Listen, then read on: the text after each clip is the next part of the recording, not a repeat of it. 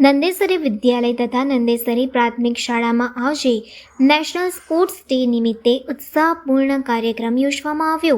આ અવસરે Nandesari police inspector એ વાઘેલા સાહેબ, પીએસઆઈ પાટીલ તેમજ પોલીસ સ્ટાફની વિશેષ હાજરી હતી. કાર્યક્રમની શરૂઆતમાં વિદ્યાર્થીઓને રમતગમત પ્રતિજ્ઞા લેવડાવવામાં આવી, જેમાં તેમણે સત્યનિષ્ઠા, ટીમ સ્પિરિટ અને સ્વસ્થ જીવનશૈલી જાળવવાનો સંકલ્પ કર્યો. એ વાઘેલા સાહેબે પોતાના સંબોધનમાં જણાવ્યું હતું કે રમતગમત માત્ર શરીરને મજબૂત બનાવતું નથી, પરંતુ શિસ્ત, ધીરજ અને એકતા જેવા જીવન મૂલ્યોનું સંવર્ધન પણ કરે છે. તેમણે વિદ્યાર્થીઓને પ્રેરણા આપતા કહ્યું હતું કે પુસ્તક સાથે રમત પણ જીવનનું અગત્યનું પાનું છે. પોલીસ અધિકારીઓની હાજરીમાં વિદ્યાર્થીઓએ રમત પ્રત્યેનો ઉત્સાહ વ્યક્ત કર્યો અને દિવસને યાદગાર બનાવ્યો. આપણા હોકીના ભારતના ખેલાડી થઈ ગયા મેજર ધ્યાનચંદ સાહેબ, બરાબર, એટલે હોકીના જાદુગર તરીકે ઓળખવામાં આવે છે. ખૂબ સારું હોકી રમતા હતા. એમના માનમાં 2012ની સાલમાં એમના નામથી એક એવોર્ડ આપવાનું ચાલુ કરવામાં આવ્યું અને આ સ્પોર્ટ્સની ઉજવણીની શરૂઆત 2012થી કરવામાં આવી, બરાબર, અને નેશનલ સ્પોર્ટ્સ ડે 2012થી આની શરૂઆત કરવામાં આવી. સ્પોર્ટ્સની, રમતગમતની શારીરિક અને માનસિક જે અસર થાય છે એ ખૂબ જ સારી છે.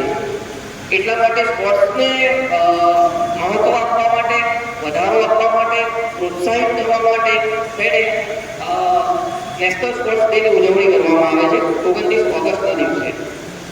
એટલે તમે બધા પણ રમો, આગળ વધો, તમારા મા બાપનું નામ રોશન કરો, સ્કૂલનું નામ રોશન કરો, તમારું પોતાનું નામ રોશન કરો અને છેલ્લે મેન વસ્તુ આપણા દેશનું નામ રોશન થાય એવું આપણે કંઈક રમત રમીએ.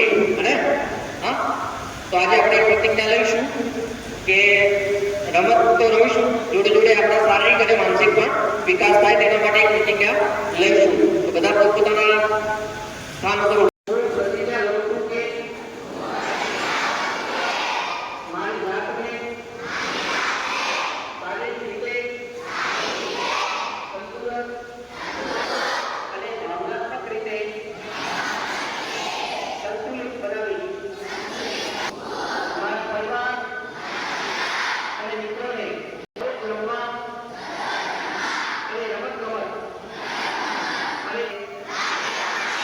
પ્રોત્સાહિત કરીશ.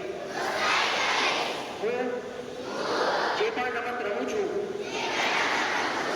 તેમાં શ્રેષ્ઠતા, સન્માન અને મિત્રતાના ઓલિમ્પિક મૂલ્યોને આત્મસાત કરવાનો પ્રયાસ કરીશ. જય હિન્દ.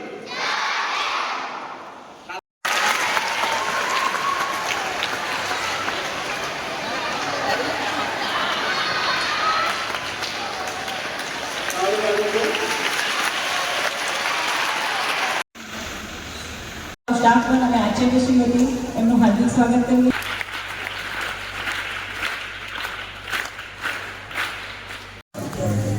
કેવું ભણવાની મજા આવે છે? નહીં ગમતું ના ભણાય ને, એટલે એજ્યુકેશન જરૂરી છે. સાથે સાથે એજ્યુકેશનની સાથે સાથે રમત ગમત પણ જરૂરી છે, બરાબર. આજે કઈ તારીખ છે? સ્કૂલ છૂટ્યા પછી અને સ્કૂલ આવ્યા પહેલા કોઈએ મસ્તી નહીં કરવાની. ત્યાં ખાસ